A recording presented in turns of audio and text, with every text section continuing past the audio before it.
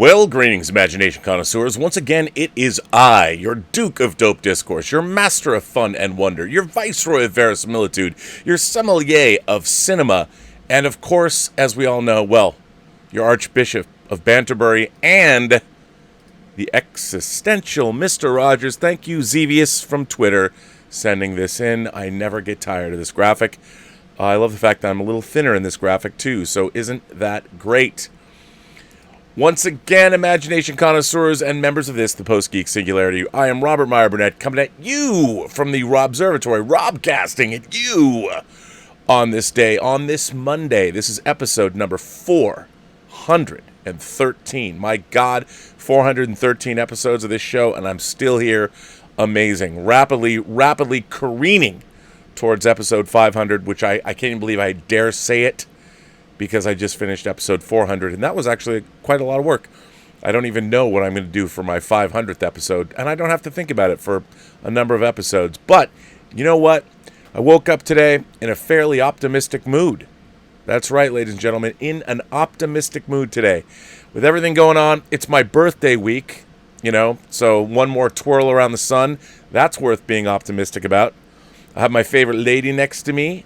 We have a great movie for Robservations.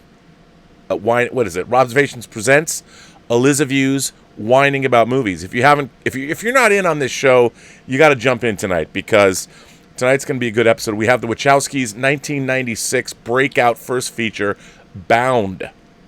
And I have to tell you, people, Bound is not only sexy, not only does it have boobs, but it is a pretty perfect movie. And as far as independent cinema goes, I know it was post-Tarantino, but it's noir, it's gangster, it's sexual, erotic. It's also a pretty perfect movie, and it is a textbook example of how to make a great film with limited resources. And it has an impeccable cast. Of course, Gina Gershon, Jennifer Tilly, Joey Pantoliano. I mean, it is truly a wonderful movie, and it was something, again, I look through these movies and I realize, oh my God, I have all this stuff at my fingertips that I just assume Elizabeth saw, but I realized she hadn't seen that. And the Olive Films Blu-ray is quite nice. It has the uncut version, which of course we always watch, and the regular theatrical version. But the uncut version, man, it is steamy, and you really see where the Wachowskis were coming from. They were able to get The Matrix made because of Bound, so tune in tonight. So Elizabeth, the arbiter of cinematic excellence and the enchantress of entertainment, will be with me tonight on Elizaviews at 8 o'clock talking about Bound. But in addition to this, I was just thinking, my birthday week, there's so much cool stuff, despite the fact that we're in the midst of a global pandemic and people are dying. But people are dying every day. We're dying. I'm dying. I'm just happy to be here for the time I'm here. As they said, I keep saying this, but I keep going back. I'm either thinking about The Godfather or I'm thinking about Neil Gaiman's Sandman. And in the Sandman, Death, the character of Death, said, "You get what everybody gets. You get a life." And I think that's good. It's just what you choose to do with it, And there's just so much cool stuff. There's so many cool things that I love. There's, of course, you want to call me a materialist because I like that spaceship models are coming out. You could call me that, I suppose. But you know what? The world is coming back to life. We're figuring out how are we going to deal with humanity. We are going to endure. We are going to persevere. We'll move forward, and we will adapt and change and evolve. And I do choose to believe that there will be ultimately good coming out of this, because we're going to be more aware of our surroundings. We're certainly going to be more aware of each other, and hopefully more aware of the world that we live in. And I'm hoping that it will only lead to a better realm that we all inhabit. So not only that, but since all these movies and things that we love have been pushed, it means we're getting a deluge of just deliciousness coming. And hopefully Tenet will open in July. We'll be able to see Wonder Woman 84 in August. So I guess Warner Brothers wins the summer. But, November is going to bring us No Time to Die. December is going to bring us Top Gun Maverick. There's just lots of stuff that tickles my fancy. And I wanted to talk about some of it today, including, if you didn't know already, hey, guess what? Guess what, everybody? Have I told you? Have I told you that The Hills Run Red, a movie that I produced and a movie that I took from being a really low-budget independent movie that we were going to make for $350,000 to being a $4 million movie at Warner Brothers with Joel Silvers, our executive producer. Did I not tell you that? Oh, wait, I did. As many times as you'd care to listen. But I'm going to tell you again, because it's coming out on Blu-ray on June 16th. It's an 81-minute movie, so it's short, and it has 6.5 hours of special features, because that's the way we like to do things. Well, that's what Dave Parker and I always do. We always over-deliver and give you that much more goodness. So even if you don't like the movie, this is a masterclass on how to get a low-budget horror film made, from its inception to its completion. So there's a lot there, and I think you're going to really enjoy it, and I'm really, really proud of this effort.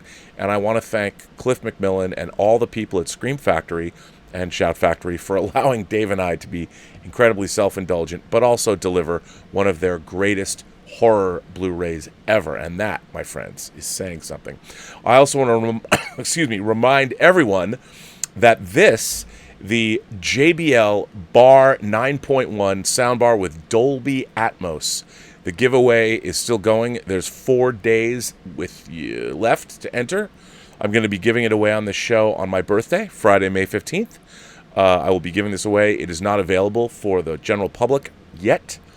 It will be available on May 31st.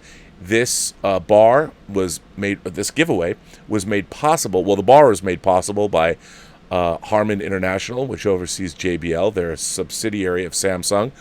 But shout out to Connie at Harman's Experiential Engagement Department for making sure and making possible this giveaway. Hope I can do a lot more with them. They've been incredibly generous. So thank you, Connie, and thank you, JBL, and thank you for Harman's Experiential Engagement Division. All you have to do is go look in the description of this particular chat you're listening to right now, and you can follow those instructions. Just go through the little widget, put in your email, and you can go to wherever you want to go to support the Burnettwork in some way, shape, or form. Leave a message, leave a letter, hit like, hit subscribe, whatever you want to do. You can enter as many times as you want. So that's pretty damn exciting. I've never, this kind of a giveaway. It's pretty dope. I'm really excited, and I can't thank the people at Harman International and JBL for doing this. And I have to say, they sent me one of these actually to review. And no, you're not getting a used one. You're getting a brand new one. But this piece of gear is pretty incredible. The first thing I listened to on it was the 4K disc of The Matrix that had Dolby Atmos, and it was pretty impressive. Look, it's not for a giant living room, but if you've got something you want to have incredible sound in your college dorm, or you've got a smaller room to put this in, a bedroom, you want to have some home theater in your bedroom without having a bunch of giant speakers, this is the way to go. It's a very cool little piece of gear. But now that the commercials are over, I would like to jump into a few things. I want to address a few things before I get into your letters. Something kind of cool. Let me put on my $5 Amazon reader glasses. My God. I mean, come on. I am getting older. What can I do? There is from Boom Studios. I'm a huge fan of Boom Studios. And I've known Ross Ritchie, the founder of Boom Studios, for almost, not 25 years. And Dune, this is very cool. Dune is going to be a comic book, a Dune prequel comic. House Atreides is in the works at Dune. This logo that you see was actually designed by Bill Sienkiewicz, and he will be doing the covers. As many people know, Bill Sienkiewicz drew the adaptation of Dune that Marvel Comics published back in 1984 when the movie came out. Actually, probably came out in 84 and 85, but he did do that, so this is really cool. It's a 12-part comic series. By the way, this article is by Graham McMillan, and it was in Hollywood Reporter today in their Heat Vision section. The 1999 novel will be adapted into a 12-part comic series by the original authors Brian Herbert and Kevin J. Anderson. Boom Studios is headed to Arrakis. The Los Angeles comic-based comic book publisher has acquired comic book and graphic novel rights to Dune, House Atreides, the New York Times best-selling prequel to Frank Herbert's iconic science fiction property, with plans to release a 12-issue adaptation scripted by the novel's authors, Brian Herbert, who is the son of Frank Herbert, and Kevin J. Anderson. House Atreides will bring the 1999 novel to comics, set more than 3 decades before the events of Herbert's original 1965 novel Dune, hitting the big screen from director Denis Villeneuve, and legendary and telling the story of the earliest days of the rule of Baron Harkonnen as Parted Kynes arrives on Arrakis to search for the origins of the all-precious spice, and an 8-year-old Duncan Idaho escapes slavery and sets out on a path toward his destiny. This is very much, I really like this a lot. I love what Ross has been doing over there. They've signed a first look deal. They are making moves, and they're making movies. Two Guns, the Denzel Washington, Mark Wahlberg film Two Guns, was actually based on a Boom comic. So Ross Ritchie is no longer just a comic book impresario, but he is also a movie producer. And I don't think in my entire life I ever met someone who loved the comic books medium more than Ross, and he was such a fan of it. And it's really interesting to watch what a Boom has become over the last over a decade now, because I love it when somebody has passion for something overflowing, and they turn it into a viable business, and then they turn around and take that fan passion and make something new and unique that's theirs. I mean, he's been publishing first-class comic books with first-class creators, and I think it's great. I think it's really cool that Boom Studios is doing this, and I have to, give a real shout-out to Ross for creating Boom and taking. He flash danced it up. He took his passion and he made it happen. I can't do the right thing here with my microphone, but you know what I mean. And I love it when people flash dance something. And that's right. To flash dance something is to take your passion and make it happen. Oh, what a feeling. And very excited for Ross. Very, very excited. So that's pretty cool. Now something else. Again, optimistic. And I know I'm a globalist and a capitalist and all that, and people are going to be like, Burnett. But Shanghai Disney opens at 30% capacity, will boost attendance by 5,000 visitors a week, says CEO Bob Chapek. Walt Disney's CEO Bob Chapek said the company will boost attendance by 5,000 guests a week at the Shanghai park, which reopened today at 30% capacity with strict social distancing. We're going to be very prudent and disciplined, and then we're going to go to ramp up and increase. Right now, it's a government cap, so the plan is to go up 5,000 a week until we get to the point that we can operate under guidelines in a way that's responsible. And when the government raises that, we will walk it up again, slow and steady for us, he said in an interview today on CNBC. By the way, this was on Deadline. It's by Jill Goldsmith. It was published today at 1 p.m. So this is a letter. This is only an hour old. He declined to give a timeline for the U.S. parks reopening, but said it's a good sign that the Disney Springs dining and shopping area at the Walt Disney World Resort in Orlando will begin a phased reopening on May 20th, ahead of the park. The company did the same in Shanghai, opening adjacent Disney towns, so shopping and dining available to the general public first. We stuck our toe in the water with Disney Town. The guests cooperated, and hopefully we will see this in Disney Springs, and this will be the beginning of a great new rebirth of Disney parks, said Chapek. On May 6th, Disney announced that the coronavirus had taken a $1.4 billion bite out of earnings last quarter, with most of the damage coming from theme parks, where the gates have been shut since March. So there you go. Now look, I just think this is a good thing because people are going to work. Consumers are spending money. We need the economy to open, but we need the economy to open in a very phased, very careful, very measured way. And I like seeing when this is happening. You know, I have to give a shout out. One of our favorite Mexican restaurants here in Pasadena, El Portal, it's a great Mexican joint. I really, really love their mole, the mole enchiladas they have. And it was funny, for yesterday we couldn't go anywhere for Mother's Day, but I didn't even realize, I didn't even think to check. Well, El Portal is open all day, and you can call in your order. I think I did a through DoorDash, but it was a pickup order, and I picked it up myself, and we were able to go. And when I went there, there was social distancing. They had made everyone's orders, and they were all ready to go in individual bags. So it was a minimum amount of contact from, obviously, other than the people that made the food. The presentation was terrific, even though it came in plastic containers. It still looked like it was right on the plate, and it was marvelous, and tasted fantastic. So shouts out to El Portal and here in Pasadena for making a Mother's Day, which could have been disastrous, great. I mean, we were able to get Elizabeth a nice restaurant meal. We sure brought it home, but we made our own. I made some killer margaritas with, of course, I throw some bitters in there, which really makes them. So that was fun. So what's not to be optimistic about? Elizabeth is going to be starting her second term at Art Center. Oh, Elizabeth got her grades today. Elizabeth got her grades today from the Art Center. She's going to get her master's. She was taking 4 classes.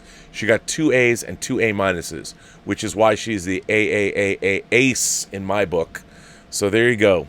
That's pretty exciting as well. So, hey, what's not to love? Now, another thing that I thought was pretty cool, speaking of Dune, of course, Empire did release today's thumbnail for the show, but this is actually a new still from Dune.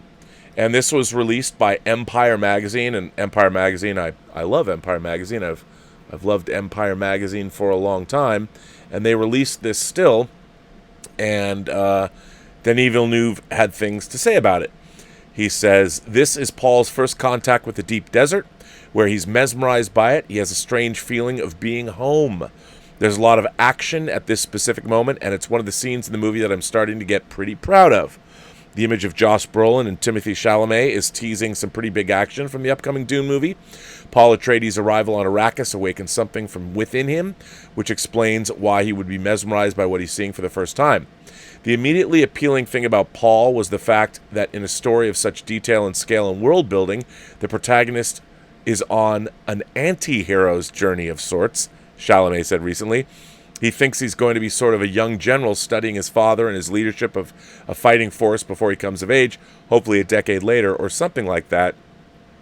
Dune is very much a passion project for Denis Villeneuve. The director has talked about wanting to make a Star Wars, but for adults, for years now, and he seems to be close to his goal. However, that doesn't mean it's been easy. Frank Herbert's source material is notoriously dense and full of information that fans are going to expect to see in Villeneuve's take. Thankfully, Denis Villeneuve is taking his vision of Dune and spreading it across 2 movies. This should help with trying to pack as much detail from the book onto the big screen, but there are still some Frank Herbert fans who are a bit on the skeptical side, especially after the David Lynch adaptation.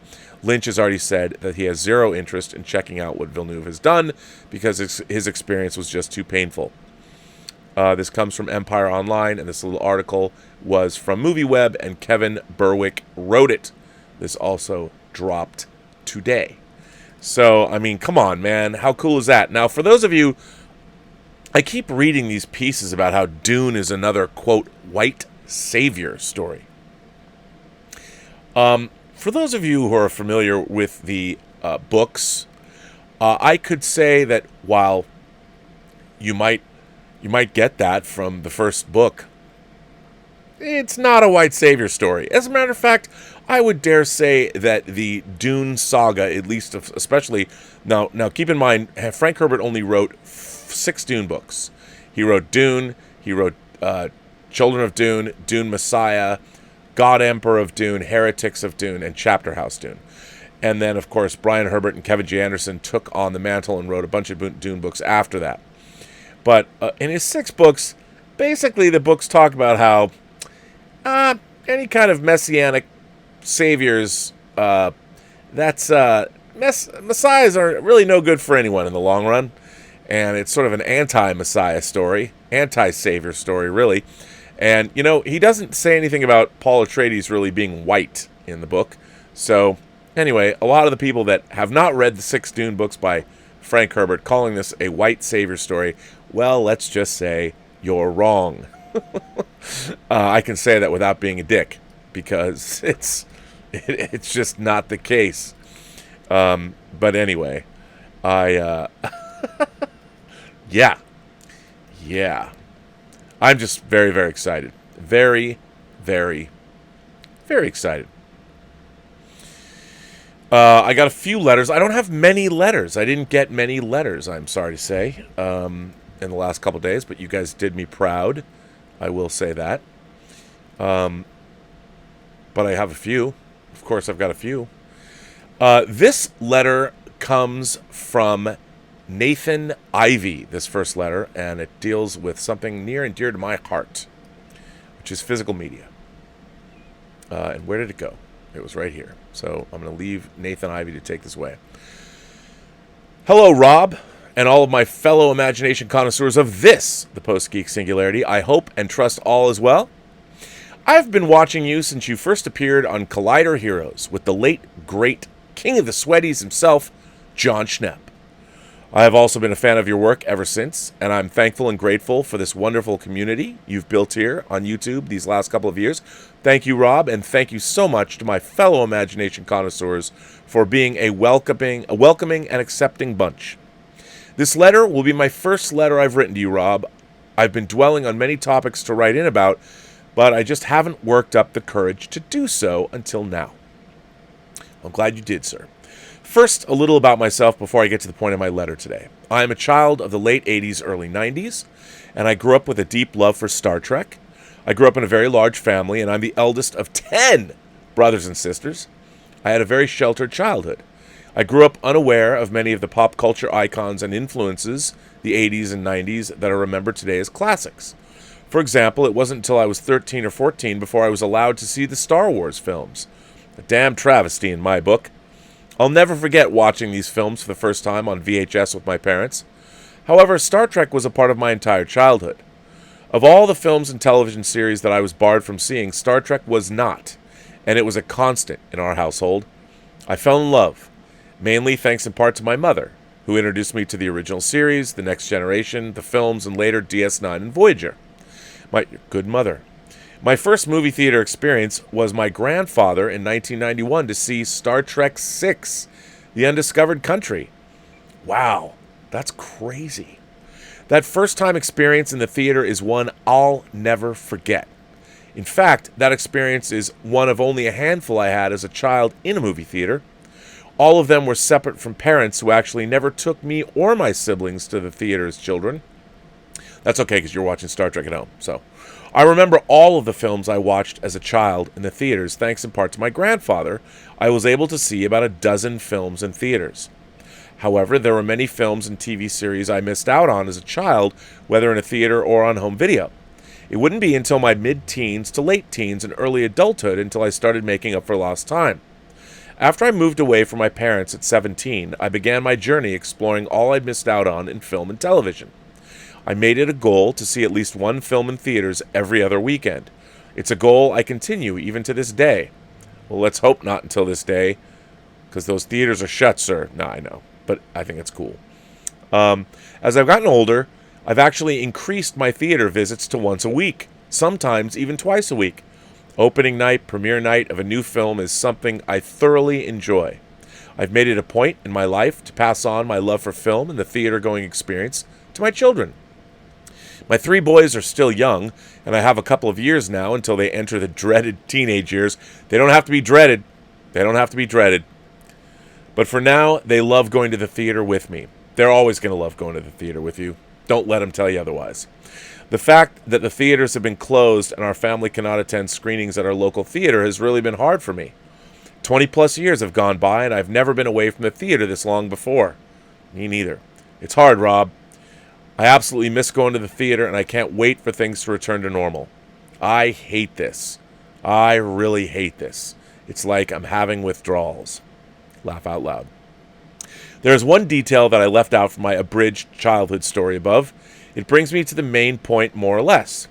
See, in addition to finding the theater-going experience to be one of my great passions, in 2008 I started collecting films on Blu-ray. All right. It's another passion of mine to collect films on Blu-ray and 4K. For about 12 years now, I've been collecting, and while I do not have the world's largest physical media collection, I have amassed to date about 1,800 films on Blu-ray or 4K. That's, I've probably got a little bit more than you, but I'm only like 2,500. Curated, of course. For about 12 years now, I have been collecting, and while I do not have the world's largest physical media collection, I've amassed to date about 1,800 films on Blu-ray or 4K. While there are many films and TV series I still need to add to my collection, currently about 300 of my discs are from boutique Blu-ray distributors, such as Kino Lorber, Arrow, Criterion, Shout Factory, and Twilight Time, to name a few.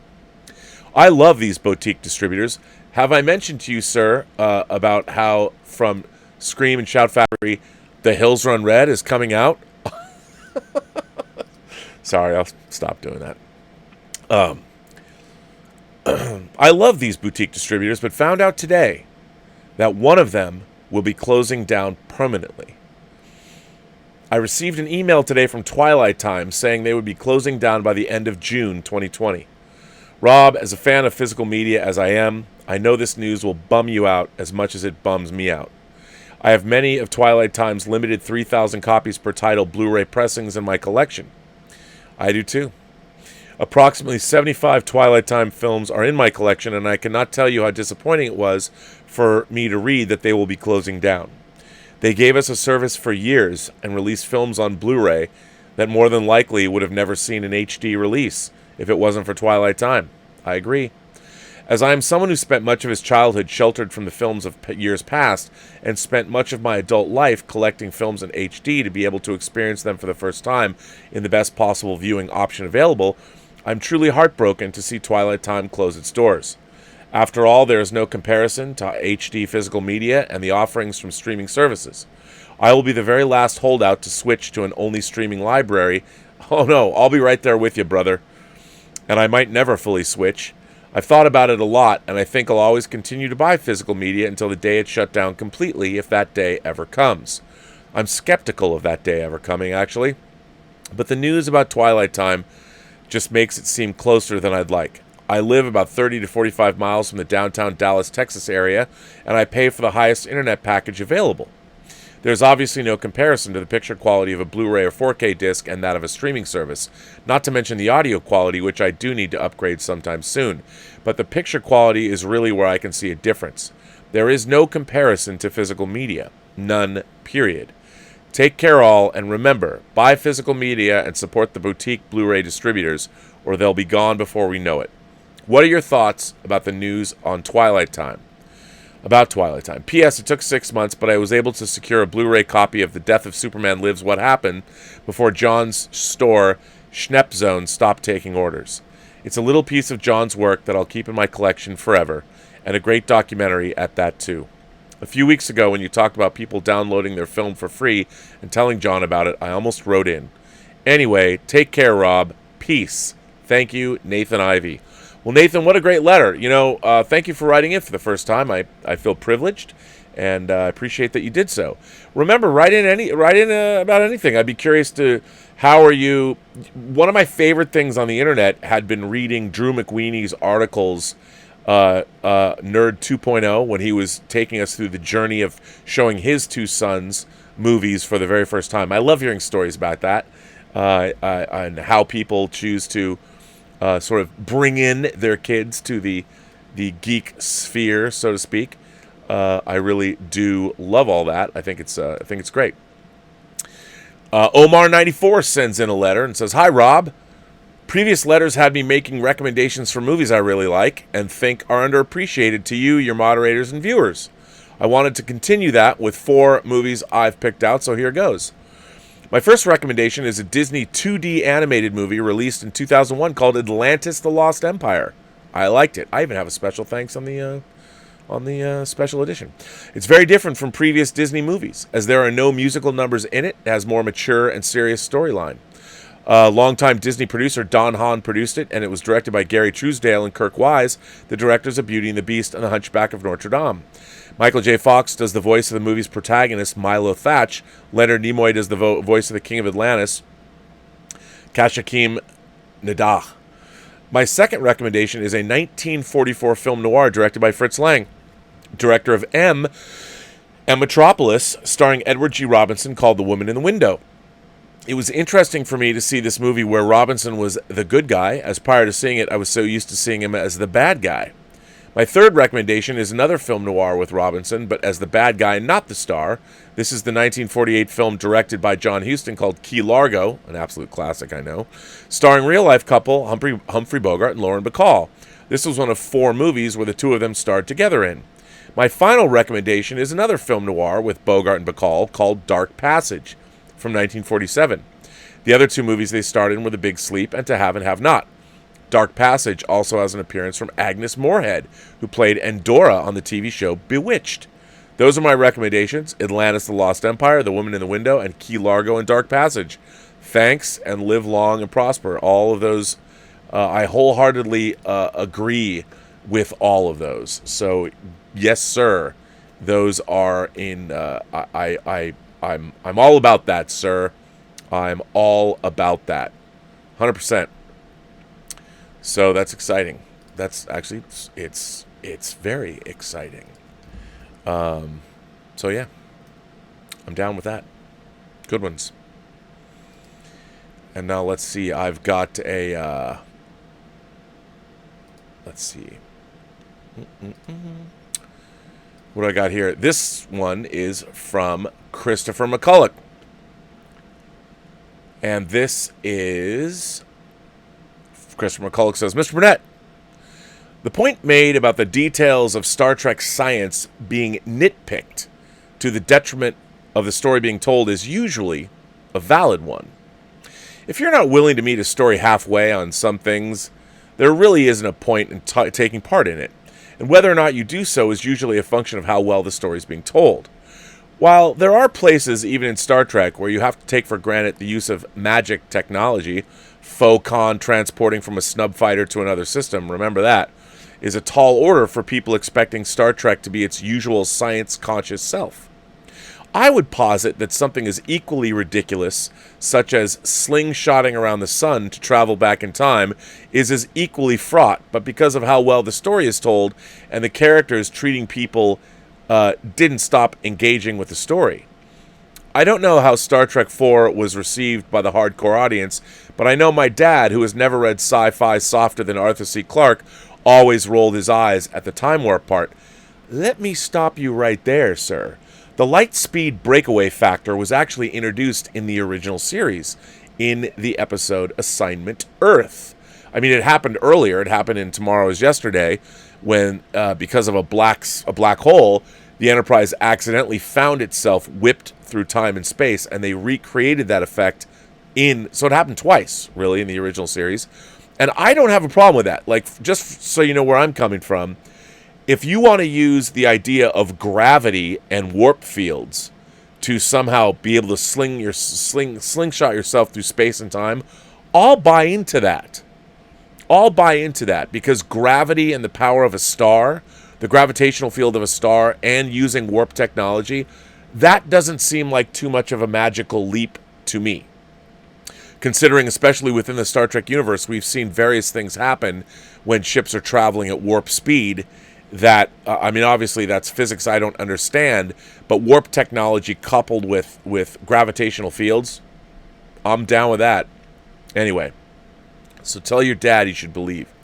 Star Trek is science fiction, but it does have elements of space fantasy, and usually you can rely on this magic tech being alien in origin, safeguarding the verisimilitude of our Terran explorers. But there are 2 pertinent exceptions, the warp drive and the transporter, and it's no accident that they both deal with space travel. I wrote to you before about how science fiction, usually in order to get around the storytelling problem of relativistic space travel, will have one ask: give us this magic space engine and everything else will be plausible. Well, in Star Trek, that magic space engine is the warp drive. Interstellar travel and civilizations are made possible by it and its workings, and the rules are dealt with great care by the oeuvre. The transporter is another ask, but this time, give us this magic transporter and we promise we can afford an exterior set. Its rules are less well developed, but we know it's not a surefire way of getting around. There are multiple transporter accidents in every series. It also has major limitations that we understand are a result of it needing exacting circumstances to safely use, but all of these are secondary to why its use in Star Trek and Into Darkness totally and irreconcilably break with the logic of Star Trek's universe. As far as we know, transporters are beams. I'll assume that it means it travels at light speed.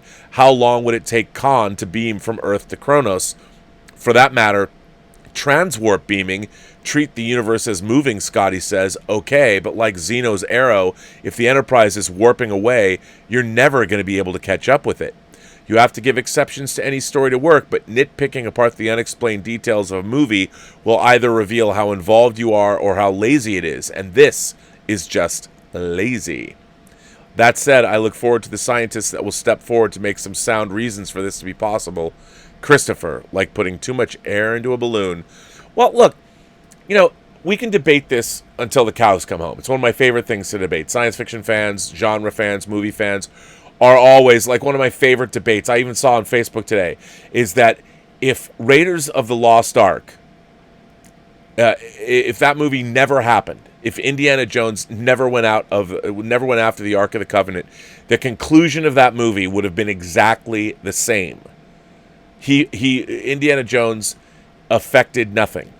That the plot of the movie happened, and at the end of the film, when the Ark is opened, all of the Nazis would have been vanquished. Nothing would have changed if Indiana Jones had never been involved with the chase. And I hear that a lot. I mean, people are always saying that to me, and I'm like, so? I mean, the fact is, the one thing that would have changed is that if Indiana Jones had not gone after the Ark of the Covenant, the United States government would not have taken possession of the Ark. They wouldn't have known where it was. So at the end of the day, I understand. It gets put away in that warehouse. Top men, I get it. But the fact is, America was able to acquire the Ark by the end of that film, and I think the world was better off, because who knows what would have happened if it fell into the hands of someone else. But I mean, your point's well taken. You need to believe. Look, magic isn't real, but if you're making a movie about wizards where there's no limitations to the magic, the wizards could just do anything, then who cares? I mean, all of these fictional ideas, and first of all, remember, all of these things are actually based in some kind of, we all human beings live in a certain physical realm, and we know that our physical realm is governed by rules. It's all governed by rules. You can only lift a certain amount before your back gets thrown out or before you can't lift anymore. You can only run so fast. You can only, you're only as good as you are physically. You understand your physical limitations. These are physical rules in the real world that govern our behavior, that govern our abilities, that govern, like, you can't drive a car too fast before losing control. If it's cold outside, there's all kinds of things that go along with that. If it's too hot outside, water. I mean, everything is governed by physical properties, and we know what that's like. So when you're creating fiction, you know that all of these things, even if they don't exist, they also need to be governed by some kind of physical properties or physical limitations or environmental limitations or something. Otherwise, you can't believe in them. And the idea that we exist in a world that has physical limitations is something that governs our belief of fiction as well. So that's why you have to have some kind of limitations with science fiction technology and magic and all of that. But it has to seem plausible. So that's why, like, I believe in the light speed breakaway factor, because whenever you're studying gravity or you're studying the effects of if you think about warps, space-time warps or whatever, to me it's plausible that when a warp engine interacts with a strong enough gravitational field, you could create the light speed breakaway effect and slingshot through time. I believe that. It's, of course, is it gobbledygook? Yes, it's absolutely gobbledygook. But knowing what we know at least about science, there's some kind of plausibility in that. Like, I'll believe that, because they've actually set down, like, okay, it's hard to do, but you have to be traveling at this speed. You have to hit the angle at this particular angle. The gravitational field, you couldn't do it on any star. It has to be a certain star. Like, I believe that. That seems plausible to me. And that's all I want. I don't believe when as you astutely pointed out, with a transporter, that's part of the reason. You're still governed by the speed of light. You're not folding space. You didn't just come from Ix. There are many machines on Ix. You're not like that. So I agree with you. Ladies and gentlemen, Guess who I have a letter from? Can you say it with me now? Willow Yang. That's right, ladies and gentlemen. Willow Yang is here with a letter. Dear Rob, this is a little late for Mother's Day. Unfortunately, I've been bogged down by various things happening in my personal life and work. Ooh, do you have personal life details to tell us?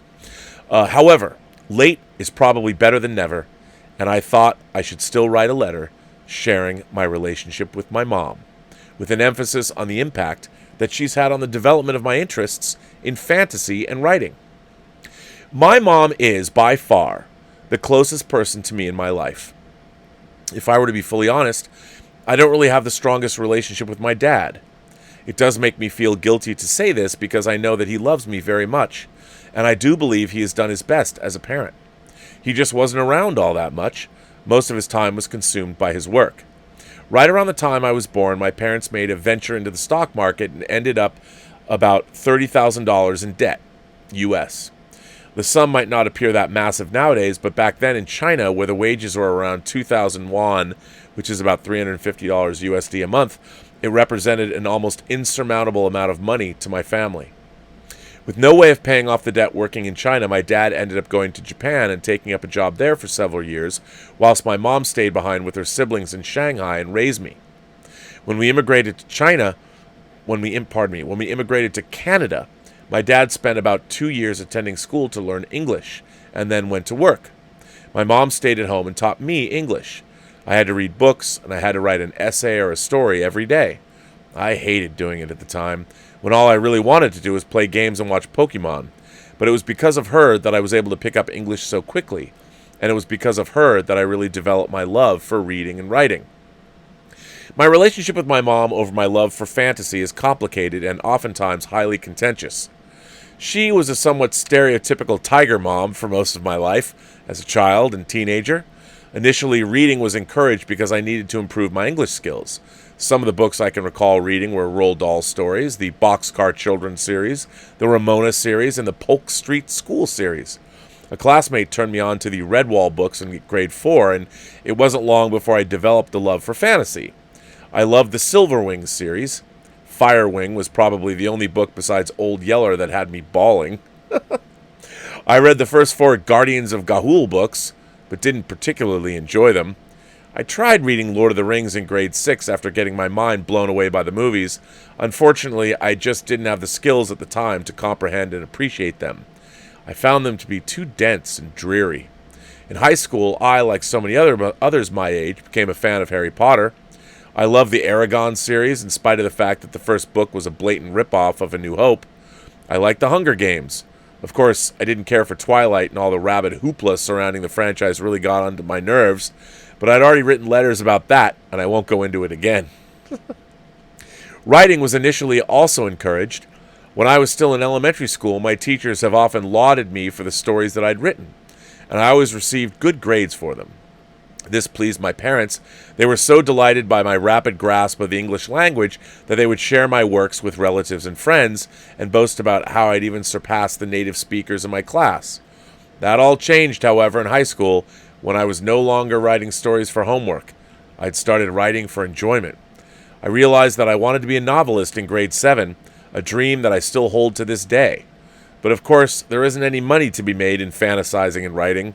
For every J.K. Rowling, there are probably a million aspiring writers who will never be able to make a living from selling books. My parents were pragmatic. They saw what I was doing as a monumental waste of time. They wanted me to get good grades, to get into a good college, and being stereotypical Chinese parents, become a doctor. Since my dad wasn't around the house as much, most of the discipline was dealt by my mom. The absolute worst fights we've ever had were over my love for gaming and writing, over the fact that I was wasting my potential, that I didn't win the top math award or get an A+ in science because I was squandering too much time on useless hobbies. Our relationship was the rockiest and most tumultuous during my teenage years. There were countless instances where we had screamed and yelled at each other, countless nights that I'd spent crying in anger and frustration over the fact that my mom wouldn't accept me for who I was, wouldn't support my dreams. There were times that I truly hated her. Times that I had fervently wished I'd been born to a different family or never been born at all. My relationship with my mom has significantly improved following my graduation from high school, when she first had a serious health scare, and I, as a direct result of it, went through a long bout of depression and eating disorders. This incredibly difficult period of time has enabled us to grow closer to each other, to finally realize how petty our previous differences have been when held up against health and mortality. While my mom still doesn't understand my love for fantasy and views my habits as a waste of time, she knows that it makes me happy, and that happiness is as important as success in a career. Reflecting back onto it all now, I do truly feel grateful to her for all the sacrifices that she's made for me. I wouldn't be where I am now if she hadn't given up her own way of life so that I could have a better opportunity in Canada. I wouldn't be what I am now if she hadn't initially forced me to read and write and to learn English, and consequently instilled in me my endearing love for imagination. Enduring love, and endearing, I guess. She might have not always been supportive of my interests and dreams, but she loves me more than anything, and I feel very fortunate to have had her as my mother. Happy belated Mother's Day, Willow. I don't know, Willow. I think you definitely do have a future in writing. I think you write beautifully, and I'll tell you, I mean, tell your mom. Like, there's people like Michael Crichton, who, like, was a doctor, and then he went on and created ER and directed the original Westworld movie. Wrote a book called The Andromeda Strain, where he brought his knowledge of science to bear and wrote a very cool story that was later turned into a very cool movie. So I think you can do both. And I think, if anything, your scientific background in microbiology is going to be the basis of how many books that you're going to write in the future. I don't understand. There's no there's no either or. The world today it's one of the great things about the world today is you can do both. You know, you can be a doctor, but then in your spare time, everyone needs a hobby. So write for fun, write for pleasure. Don't stop writing. I mean, I understand you're probably not. You probably have half-finished novels, like 10 of them already. I mean, you're a great writer. Stick with it. I want to read Willow Yang's first novel. Who cares if you make money at it or not? You know, if that's what you want to do, if that's your passion, flash dance it up. Come on, Willow, flash dance it up. Take your passion and make it happen. And also, get rich being a microbiologist. Because as we are living today, living proof that microbiology is not going anywhere anytime soon. So I think you're in a growth industry. And I think I speak for everybody that we all want to read more Willow Yang letters, and especially Willow Yang. I mean, who doesn't want to read Willow Yang novels? I want to. Let's see. Let me dip into what people are saying before I dip back into letters. Where am I out here? Yes, Willow sends in a tip. So you have a giant space amoeba drive. Do you have your other drives named? Yes. As a matter of fact, okay. The giant space amoeba drive is a separate drive. It's a separate 4 terabyte G-RAID drive. But I've got these RAIDs that I have consolidated a number of drives on. A lot of them are older drives, but since you've asked, I will go through and see which. I have an All Good Things drive, named after the last episode of Next Generation. I have an All Good Things drive. Let's see if that's the first. I'll go through these alphabetically. I have an Axanar drive that has all the work I ever did for this fan film project Star Trek Axanar. I have that. That's a separate drive. As I'm zipping down these drives, the Doomsday Machine is a separate drive that I have. You know, it's interesting. I'll click on, like, in the Doomsday Machine, like, what's on this drive? There's a lot on this drive. There's a Jonathan Frakes tribute I did. There's the Encounter at Farpoint, the uncompressed Encounter at Farpoint that they gave us for when we were working on Star Trek The Next Generation. I have that file of the actual episode, uncompressed. It's 115 gigabytes. Wow, that's crazy. I have a sizzle reel for a movie that I edited that's still sitting on a shelf on that drive. That's crazy. Let's see as I go down. I've got my Ludovico commercial drive, which is Ludovico Technique, my company. I've got things, Ludovico projects are on that drive. I have the I Know What Lizzie Did Thunderbolt drive. That was an old drive for a movie I was editing called I Know Where Lizzie Is. So I had that drive. As I go down, I have a Robservations drive. I have a Skyfighter drive. I have a Tango Shalom drive. Actually, I have 4 Tango Shalom drives all consolidated into one RAID. I have an Enterprise C drive from yesterday's Enterprise. I have 2 drives, TNG Season 1 and TNG Season 4, which are 8 years old now, which is crazy. So those are the drives that I have. So to answer your question, there you go. Lloyd sends in a tip, 2-part question. It says, "Hey Rob, this past Sunday I watched the Lord of the Rings extended trilogy, and it's still a masterpiece. While watching through, I noticed that the effects on Gollum and general compositing in 2 and 3 are starting to look dated. I know, it's 19 years old. With the new 25th anniversary only 6 years away, and with the new Lord of the Rings Amazon show coming, do you think they'll go back and touch up the special effects and re-release in cinemas as a special event? Thanks, and I love your show." Well, thanks, Lloyd.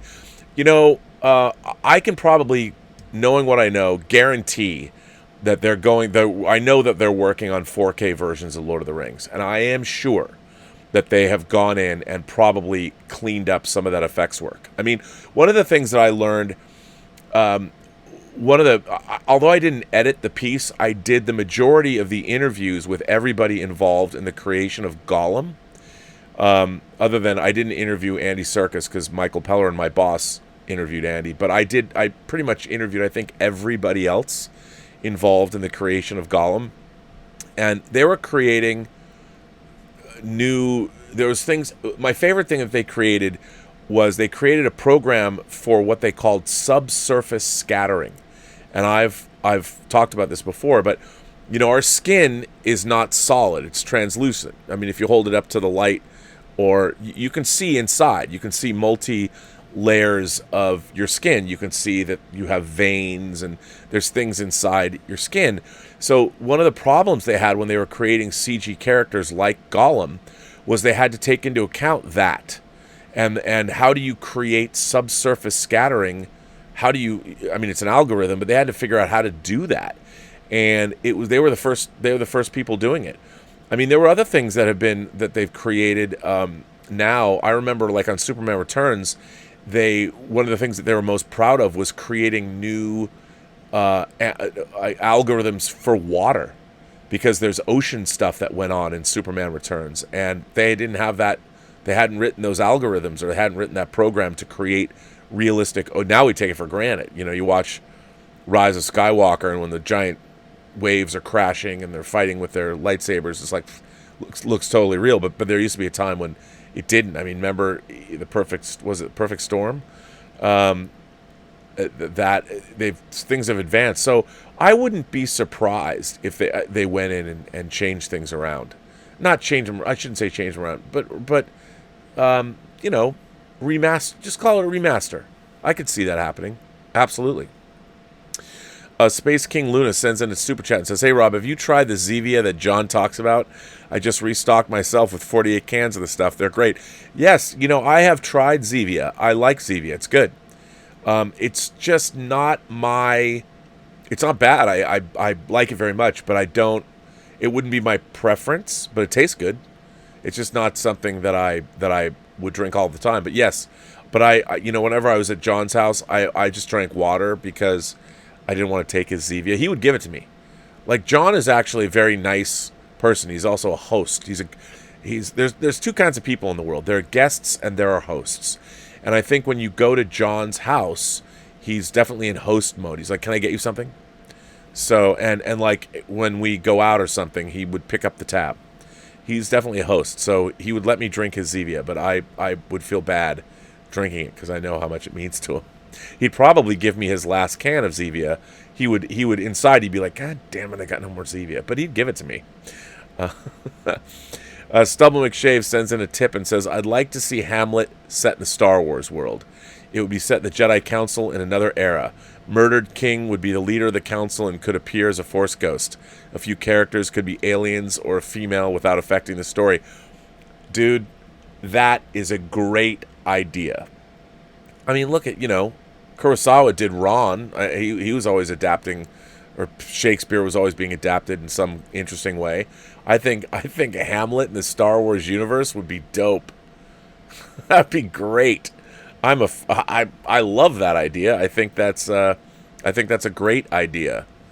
Robert Perez sends in a super chat and says he just wanted to say hello. Well, hello to you, Mr. Perez. Thanks for that. I appreciate the support of the channel. So yeah, thank you very, very much. Very, very much. Let's see. I have to find. I've got letters I want to read here. Let's see.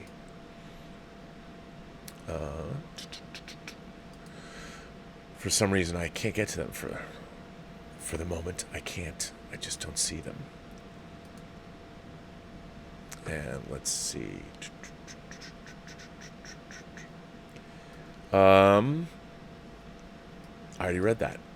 Hold, please. Oh, wait. Mukbang is here. Mukbang says, he just says, from your amazing live chat, we have fun. Listen, man, I know the people in this chat have more fun. Half the time, sometimes I'll go back and I'll read the live chat it's hard for me to look over and read the live chat when I'm doing this now. But you guys you barely even pay attention to what I say. And I'll tell you, it doesn't bother me. It does not bother me that you guys are having a good time. I think that's the way it should be. I think that's the way it needs to be, and I very much appreciate it. So I enjoy that you guys are having fun in live chats. I think that's really good. So yeah, I think it's really good. And I have a letter from Jeffrey Mao. And this letter from Jeffrey Mao is an older letter that I've wanted to read, and I'm going to read it because it's Jeffrey Mao writes good letters, but this is good. Greetings, Rob. Even though I'm mostly working from home now, I still find it hard to write as I'm switching between work and minding the kids' schoolwork and making sure they're not bored out of their minds and all of that. But of all the recent talk about AI and synths and artificial humans and life and whatever has sprung up as part of the discussions about Star Trek Picard have got me thinking. I think that we need to kind of define what we're talking about. What are the differences? Why the concepts seem to be an important theme in science fiction, and how the themes are portrayed in current and popular works. So in terms of what we've been talking about, it seems that there are two different science fiction technologies at play. To a degree, they've been confused and conflated by the runners of Picard because they probably never sat down and figured out exactly what they were talking about. No, they did not, Jeffrey. You are spot on. The different things that we have are artificial intelligence and synthetic life. I think that we have a pretty good grasp on artificial intelligence, essentially a computer system programmed and equipped in such a way as to closely mimic, if not equal, human intelligence to the point where the two would be indistinguishable. The concept of AI does not in itself define how exactly the AI is housed. It can be in a mainframe computer like the M5 or HAL. It can be in a humanoid-shaped robot like Ultron, or it can be an android, i.e. a human-resembling robotic body like Data. The idea of why AI is fascinating and such a popular topic in sci-fi is clear. As humans, we're the only species that has the intelligence to potentially recreate that same intelligence. This is not to say that other animal species are not intelligent, but they are not aware that they possess intelligence and do not have the means and the motive to attempt to codify that intelligence mechanicalistically. With regard to a synthetic life, this is a far broader and less obvious concept. What is meant by synthetic life? Well, I suppose that we start with what is meant by synthetic. Clearly, we mean that it is something manufactured by humans, as opposed to naturally occurring with no human involvement or interference. At the very minimum, then, we can understand synthetic life to be simply an organism that has been manufactured to possess all the qualities that organic life has. It can grow, adapt to its surroundings, it can intake nutrition, excrete it, evolve, reproduce, and die. I'm sure I'm missing a couple, but that's pretty much how we intuitively define life. None of this, though, has any computerized aspects to it. We're talking about an attempt to replicate organic life through some kind of artificial biochemical process. I would say that we are very far away from creating synthetic life if we define synthetic life in this way than we are from creating true AI. So using the definition of synthetic life that we've established thus far, would not clones be considered synthetic? I think so. Clearly, I'm saying I think so. Clearly, they exist non-naturally. Artificial processes and technologies led to their creation. However, their physiology is the same as their naturally born counterparts. So, does synthetic life not include clones then? I think it does. I have this impression that clones have never fallen into this synthetic life definition because they lack a computerized and mechanical aspect to them. Although, the Star Wars clone troopers did have some aspect of cybernetic enhancement with the Order 66 chips in their brains. By the way, let me just, as an aside, I watched the last episodes of Clone Wars Season 7. Wow. I watched a little bit of the Arrow RoboCop Blu-ray this morning, which is awesome looking, by the way. It's amazing. And I was wondering if RoboCop would qualify as synthetic life. In some ways, you might argue that he would. He was, in fact, legally, if not physiologically, dead. He was integrated with a mechanical body and certainly a large amount of computer integration into his nervous system. I can't think of something being more synthetic than a dead human being brought back to life. Many of his biological systems have been supplanted by mechanical ones. His digestion, for example. Although I doubt that even RoboCop would qualify for the definition of synthetic life form if we're trying to compare it to the humanoid, if not outright android, automatons that we see in the Aliens series, Westworld, Star Trek, with soon-designed and derived examples, and more. We're looking at mechanisms fitted with artificial intelligence computer brains and bodies that mimic and replicate human bodies in both form and function to varying degrees of completeness. Mostly, we find these examples to exceed organic humans in physical capabilities such as strength, speed, endurance, and overall resistance to damage and destruction. They have also usually possessed heightened senses, intelligence, and memory. Most also contain some kind of interface to computer systems and networks. What they mostly have lacked is the ability to sustain themselves independently in terms of energy requirements. They need to plug in to recharge whatever power systems they utilize, primarily a battery pack. They also tend to weigh much more than an equal-sized human due to the weight of the battery and their mechanical components. Also, in most works, they do not age in terms of changing their appearance to resemble that of a real human being. Or real human aging, too. Obviously, as technological constructs, they must degrade over time and require maintenance and repair. I have read a quote from one of the showrunners of Westworld, and I believe it was Lisa Nolan, who claimed that the hosts could eat normal food and excrete it. I'm kind of hoping that's not true, because I don't recall ever seeing that on screen. I'm hoping that's not true, because one, that would suggest the technology required to enable that is incredibly advanced and frankly very unnecessary. I would really not want my android hosts to have that high a level of autonomy. That means they could escape, mix with regular humans, eat their food, and secretly plot the destruction of humanity. Oh, wait a minute, that's already happening. Sorry, it was also intimated, though never actually confirmed, that a host might be able to procreate. I do believe this occurred in Blade Runner 2049, though. Basically, if I was asked to design these hosts, it's a hard enough job to make them look, act, and think like humans. That itself is monumentally difficult. If you want them to be able to eat and drink and mix with the guests, sure. Design it so they can swallow and store the food and drink in a receptacle.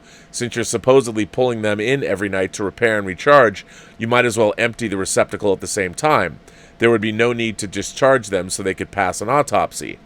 As an engineer who would be tasked to design and manufacture, say, an android with the capabilities of a Soong-designed one, I would want to make it as efficiently as possible while adhering to design requirements.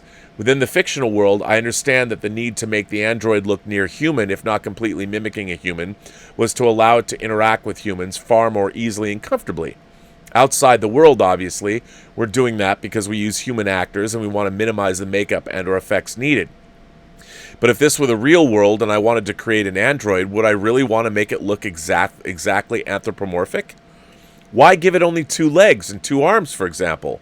Why not 4 arms? How many times have we cursed ourselves for not having an extra arm or two? Why even have a head? I would think to design it like General Grievous, as his design was actually quite advantageous. Mostly bipedal, but it could also become quadrupedal, could climb walls and ceilings. In terms of its internal component systems, there's no need at all to replicate our organic systems down to the exact detail. We have complete technological freedom to utilize the most efficient methods to achieve our goals, and some of our own bodily processes don't work all that well. Would we really design our android's digestive system to be so reliant on the liver, for example? That's a serious single point of failure. We can build far more fault-tolerant systems. Also, digestion as an energy conversion process is highly inefficient with a large amount of waste. It's what our bodies have to do, but from an engineering standpoint, it's complete folly to try and replicate that. I could go on, but you get my point. If I were tasked to create a force of androids to work at, say, the Utopia Planitia shipyards in an augmentation or replacement for the organic workforce there, I sure would not make them look like they do on Picard. Also, by the late 20th century, 24th century, wouldn't it make sense that all manufacturing would utilize robots anyway? Wouldn't the entire assembly line be almost completely robotic? What is an android that has the same physical movements and constraints as a human really going to help to build a starship more quickly? I can't think of many reasons. Well, this letter has gone on rather long, but I hope you appreciated a bit of a deeper dive into the issues that I presented. Thanks, and I look forward to hearing your thoughts. Jeff. Well, I thought this is a great letter. I mean, Jeff brings up some good points. That's one of the reasons I really hated Picard as much as I did, because it's so monumentally stupid with their central conceit. I mean, here's my problem. Here's my problem. All of the points that Jeff has made are valid. And the idea of, I've always thought that we've seen in recent science fiction, and when I say recent, let's just go back 30 years, 38 years to 1982 and Blade Runner. I think that the whole thing about Blade Runner is that replicants are actually manufactured humans, but they're entirely biological. There's no machines in replicants. They're literally biological constructs. They're just like human beings, except they have a 4-year lifespan. And yeah, they have enhanced physical strength, anything we could do, whatever their design work, if they needed to work in lower gravity or lesser atmosphere, I'm sure they were designed, but they're still biological beings. They're flesh, they're physical, as Roy Batty says. So those to me are synthetic life forms. They're synthetic, and like Jeffrey pointed out, there could be a lot of clones are synthetic. They absolutely are. I agree with that. But clones are also physical. So the question then becomes, and again, I think it's really a function of what we believe. Do you believe that human beings have a soul, an eternal soul? And was that soul bequeathed to you by a higher power? God, for instance, for the sake of argument. If you're a being and you believe that humanity is that way, and I got into a big argument with somebody online about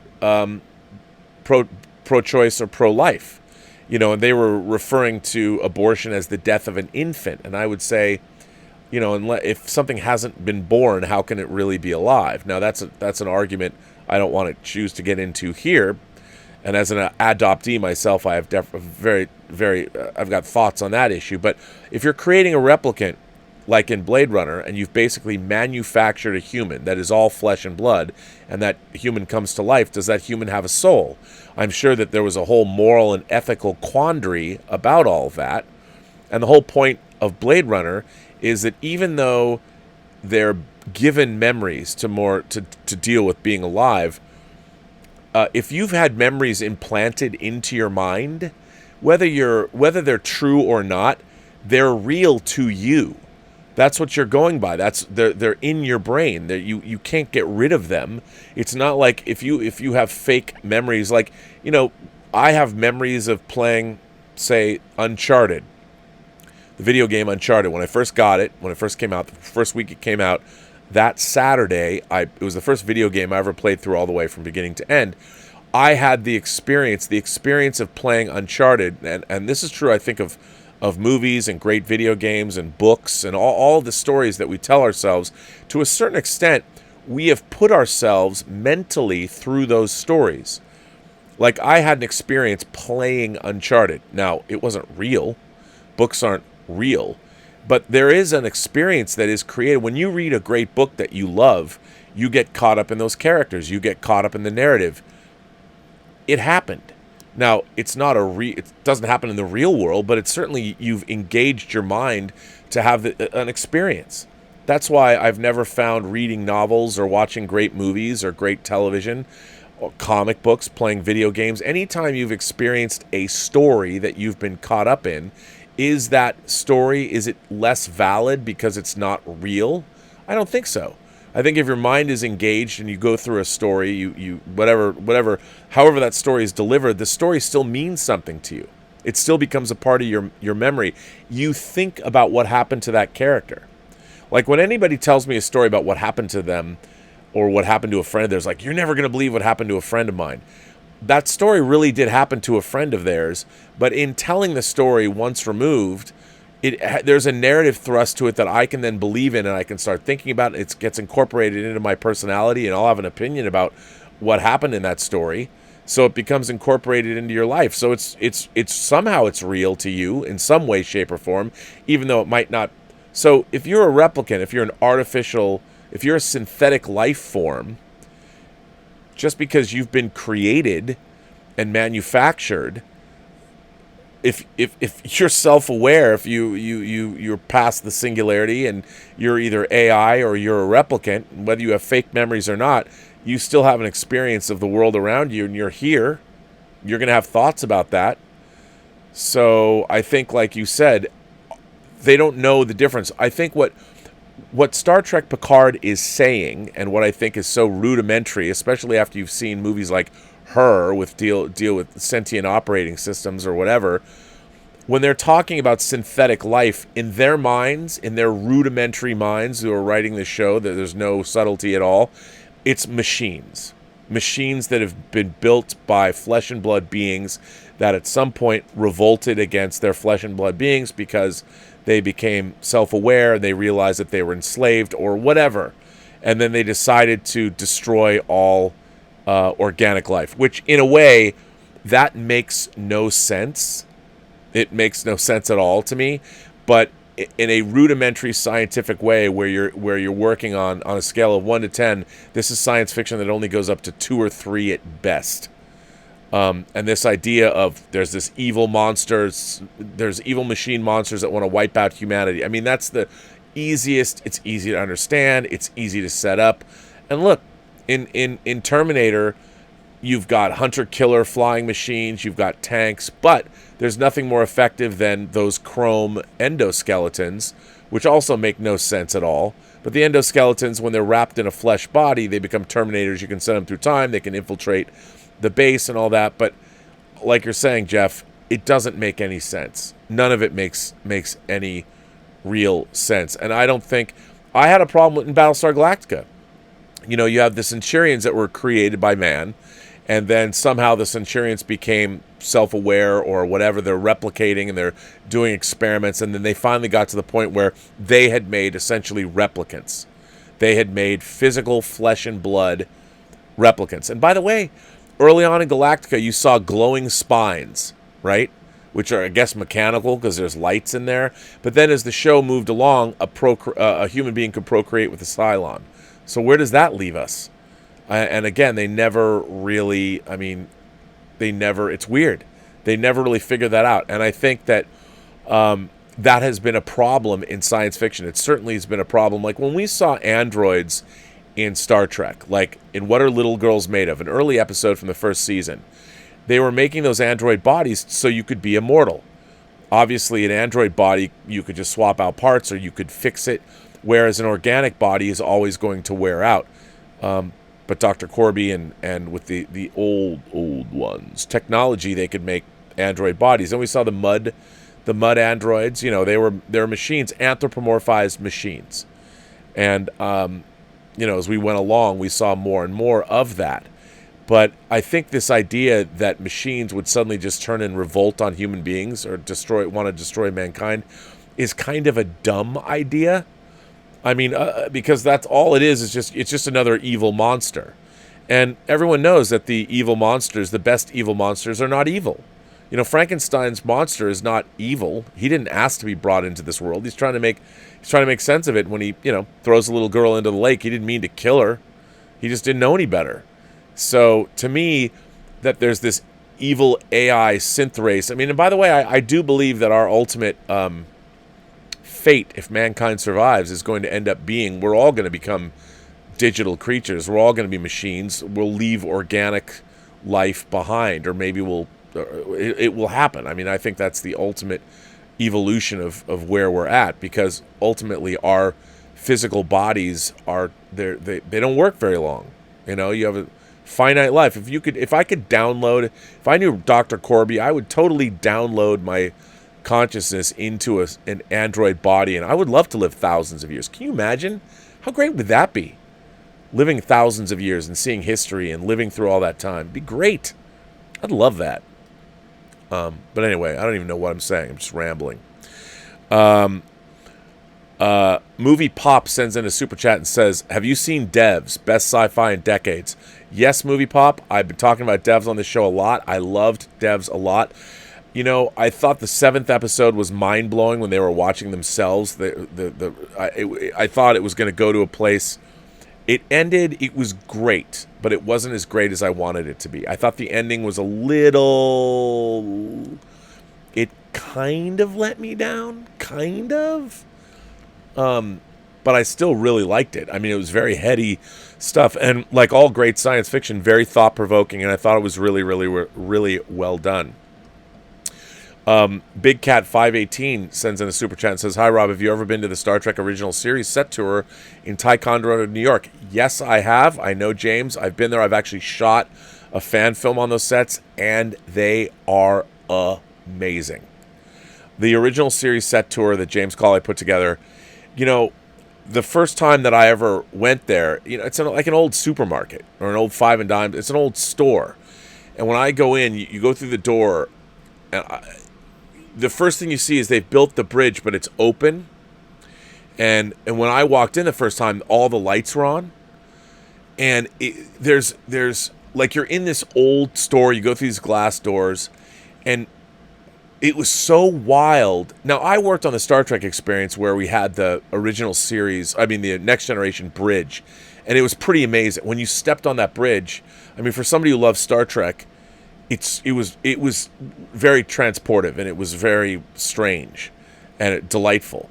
When I saw the original bridge, you know, you walk on, and there's, especially loving Star Trek, there's something primal, something childlike that you can't believe. It's hard to believe what you're seeing, and it's incongruous because it's in this crazy old store.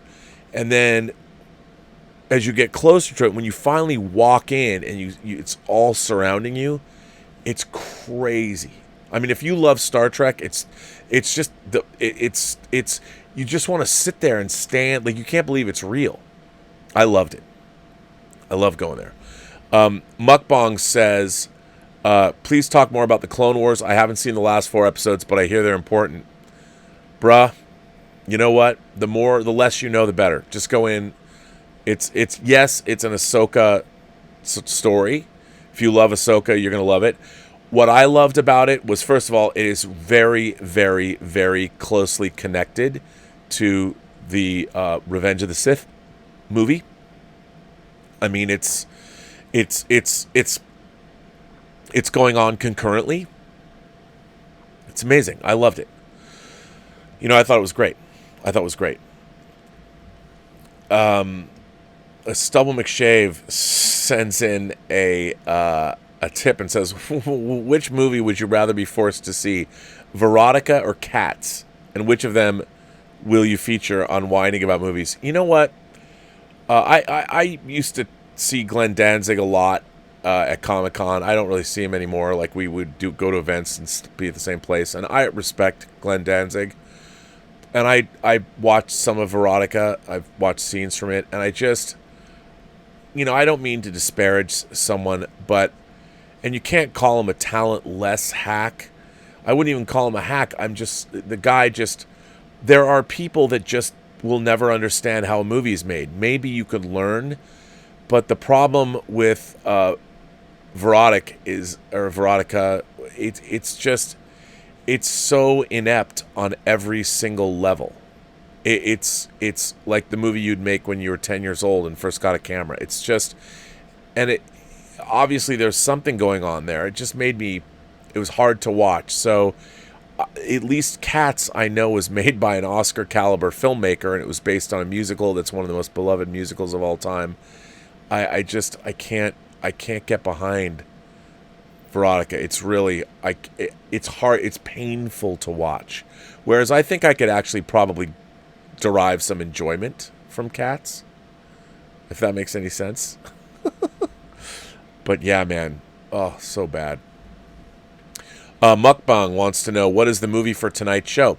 Tonight's Whining About Movies is the Wachowskis' first feature, Bound, starring Jennifer Tilly and Gina Gershon and Joey Pantoliano, Guido the Killer Pimp.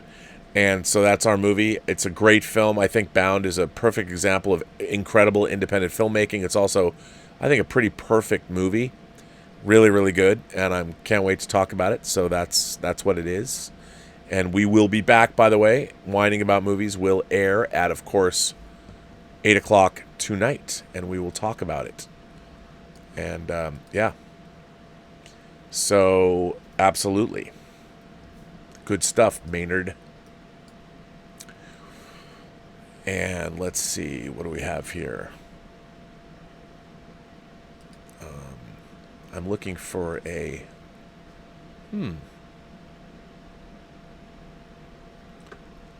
Well, I guess that's it. I have an Ian Samuels letter, but I had it, but now I can't find it. That's okay, I'll read it tomorrow. Well, ladies and gentlemen, I'm going to bring an end to this episode number 413 of Robservations, episode 413. Bring it to an end. I want to thank everybody for being here. I want to thank, of course, my moderating staff, beginning with Mayor Mike Bodden, and, of course, Detective Jim Boyers, his wife Heidi. I like saying hello to Heidi. I want to thank Greg Smith. I want to thank Louis Yu. I want to thank Jordy Lyons and The Richard for being the great staff that they are. And you can always go to the Post-Geek Singularity Facebook page and find The Richard, also the Whining About Movies Facebook page. And I want to thank everybody for all the work they do. I want to remind everyone, it's down in the description. Enter the giveaway for the almost $1,000 JBL Bar 9.1 Dolby Atmos soundbar. I'll be giving away on Friday. You can enter as many times as you want. No purchase necessary. And I want to thank everybody for writing in and being awesome imagination connoisseurs and supporting the channel in every way that you do. It is greatly appreciated. Please hit like, please hit subscribe if you're so inclined. That would help as well. And I will be back here tonight at 8 o'clock Pacific time with the ace, with the arbiter of cinematic excellence, who is also the enchantress of entertainment, Elizabeth Gwendolyn Bell, for episode 26 of Whining About Movies. We actually have a Castle Rock Pinot Noir, which I bought. Not an expensive wine, but because it was Castle Rock, and I'm a Stephen King fan, hey, there you go. So I bought that. So anyway, this will be an end to Robservations episode number 413. And remember, every person you meet has a story to tell you have yet to hear. And all you have to do is listen. And with that, ladies and gentlemen, with that, I say, of course, as I always say, have a better day. And yes, I do. And I mean that.